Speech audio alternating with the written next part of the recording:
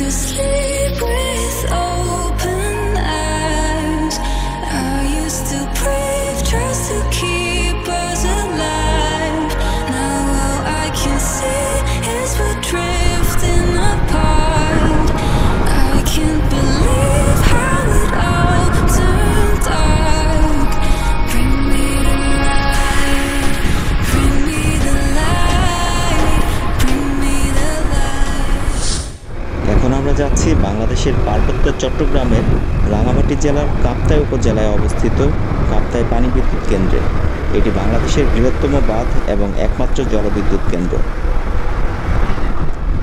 কর্ণফুলী পানি বিদ্যুৎ কেন্দ্রের জন্য 1956 সালে কর্ণফুলী নদীর উপর কাপ্তাই বাঁধ নির্মাণ করা শুরু হয়, যার ফলে রাঙ্গামাটি জেলার প্রায় 54,000 একর কৃষি জমি ডুবে যায় এবং যার ফলে এই কাপ্তাই হ্রদ বা কাপ্তাই লেকের সৃষ্টি হয়।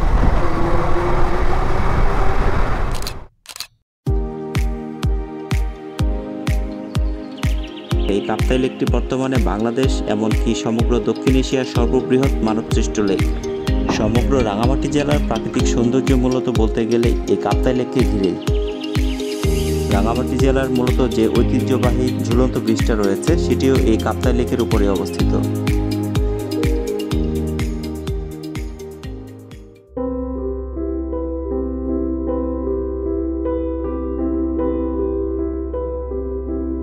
কর্ণফুলী নদীর উপরে বাঁধ নির্মাণ করার ফলে সৃষ্টি হওয়া এই কৃত্রিম কাপ্তাই লেকের সৃষ্টির পেছনে রয়েছে এক করুণ ইতিহাস।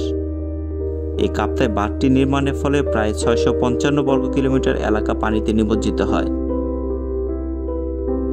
সেই সময়ের কাপ্তাই এলাকায় স্থায়ী অধিবাসীরা এই বাঁধ নির্মাণের ফলে তাদের ঘরবাড়ি এবং চাষযোগ্য জমি হারিয়েছিলেন।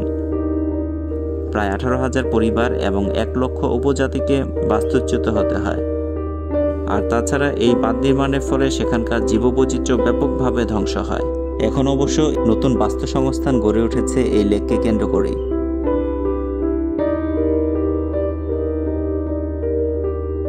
এই কাপ্তাই জলবিদ্যুৎ কেন্দ্রের বাঁধটি সমুদ্রপৃষ্ঠ থেকে গড় উচ্চতা হচ্ছে প্রায় 36 মিটার এবং এই জলবিদ্যুৎ কেন্দ্রের উৎপাদন ক্ষমতা হচ্ছে প্রায় 230 মেগাওয়াট।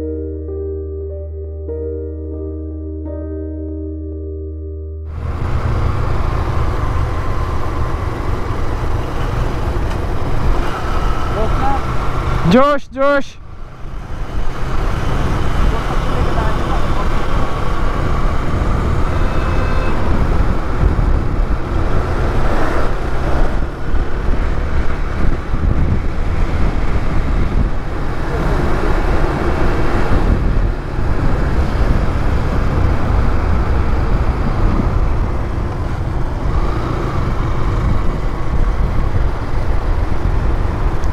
আমাদের সামনে দূরে ওই জায়গাটাতে দেখা যাচ্ছে কাপ্তাই লেকের যে বাঁধটা রয়েছে, অর্থাৎ যেখান থেকে পানি নেমে আসে কর্ণফুলী নদীতে, সেটি হচ্ছে ওই সামনের দিকে।